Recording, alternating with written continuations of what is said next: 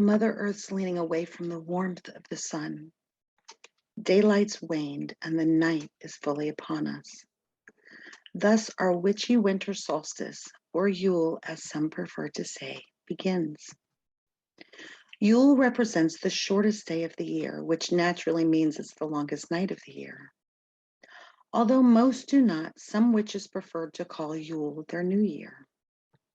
For light wanes, yet this solstice marks the moment of the year that the hours of sunlight we are blessed with will begin to grow in length again. Yule is the solstice when our pagan brethren turn their thoughts inward in an effort to journey through all of the experiences of the prior year. It is a time of reflection, thus allowing us to let go of mistakes and forgive ourselves. Jeffrey McDaniel expressed it best when he wrote, "I realize that there is something incredibly honest about trees in winter, how they're experts at letting things go. When we feel go over, then let go of that which does not serve us. We are honoring the longest night of the year. We also use this time to begin setting intentions for our next pagan year. During Yule, we are tapping into the natural cycle of life, stepping into the cycle herself as the night is at its longest and simultaneously honoring both the night and day. Although many refer to this as a battle between the light and the dark. For pagan UUs, Yule herself dives into three important cornerstones of our faith, one of which is the fourth principle, a free and responsible search for truth and meaning. It has undoubtedly touched on two of our sources. The direct experience of that transcendent mystery and wonder affirmed in all cultures, which moves us towards a renewal of the spirit and an openness to the forces which create and uphold life. The second source that Yule touches on is the spiritual teachings of earth-centered traditions, which celebrate the sacred circle of life and instruct us to live in harmony with the rhythms of nature. For it is this natural cycle inherent in all that exists in all of nature that we are ultimately speaking about this morning. Birth, death, and rebirth are an ever-repeating sweet lyrical symphony. The old must fall away for the new to truly be born, then thrive. And so we show respect to the underworld, representing the dark, as well as honoring the birth of the sun god, representative of the light. The origin of Yule is rather unclear. However, the one thing that experts are sure of is that the inception of many of the ways we celebrate the season comes about from ancient pagan cultures.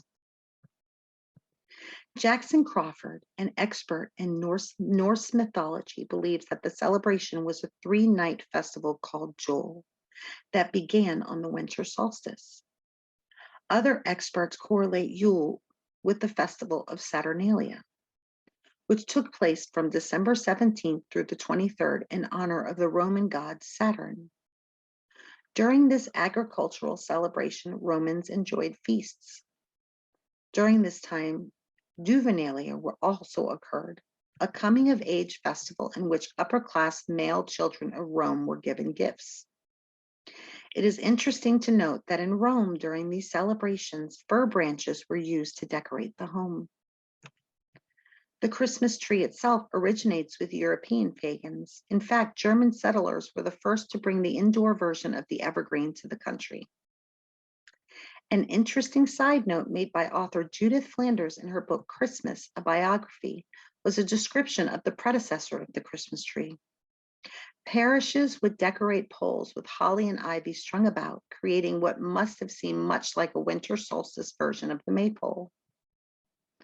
The Roman Emperor Aurelian named the 25th of December Sol Invictus, referring to it as the invincible sun's birthday. The Incan Empire also celebrated the sun god during the winter solstice. The celebrations of Dongzi in China, commemorations in ancient Egypt, and Intoji in Japan all use nature to celebrate similar festivals during this time of year.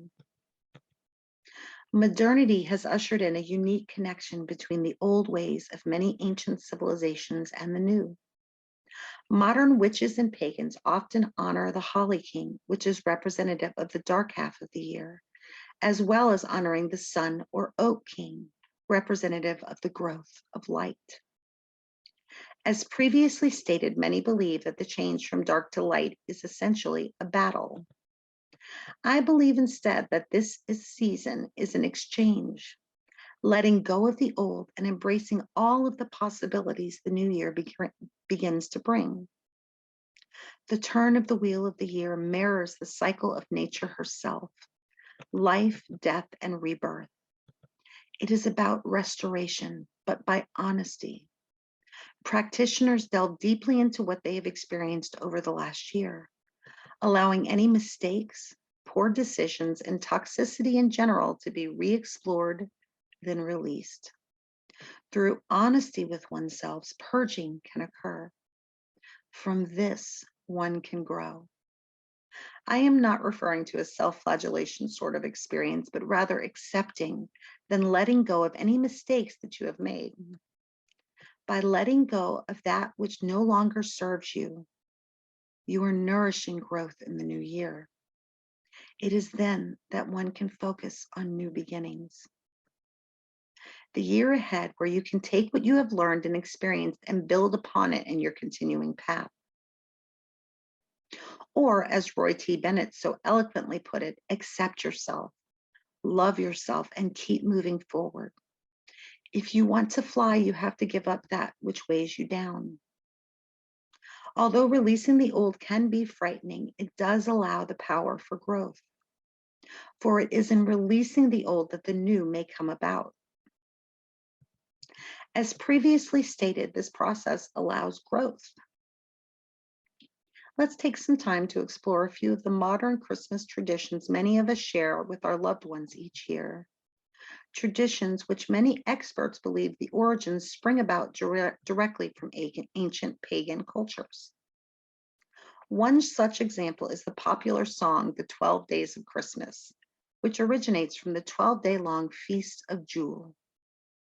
For many, the solstice marks the beginning of the 12 days of Yule. Modern pagans honor underworld deities and honor the rebirth of the sun god.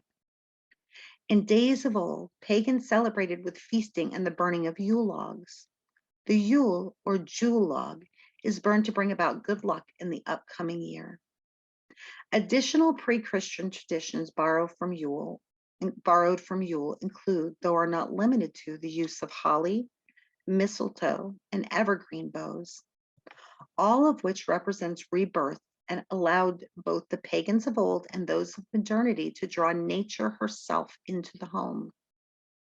Celebrating the rebirth of light is evident in the use of twinkling lights, lighting the tree, and the flickering of candles many of us enjoy each year. In an article from 2018, Professor Bettina Sebjord Sommer of the University of Copenhagen described the meaning behind Yule best when she wrote, "In the Yule period, the coming year is not predicted, it is created. In this period, the impending year comes into being, and that is why the coming year is shaped by the Yule period. Everything that happens in this period influences and creates the coming year." When we let go of the old and welcome in the new, we are creating magic, making way for the amazing things possible to us in the coming year, as the wheel so many pagans live by turns. This is the solstice where we dream big, whilst releasing all that is meant to remain behind. In the midst of COVID-induced masking and social distancing, it may seem like the coming year means little, or like there's too much to release from the year before. However, we are still thriving, my beautiful Mosaic brethren. And for my pagan brothers and sisters, much like our ancestors did, we shall forge forward. Perhaps we no longer light a 12-day Yule fire, but that doesn't mean we cannot spark our candles with joy or set bonfires ablaze in our backyards. Where there's a will, there's a way, and much like our brethren from the days of old, we shall forge onward, honoring the turn of the wheel of the year that we love so much. Now go forth and make Yuletide mischief, my Mosaic brothers and sisters, and blessed be.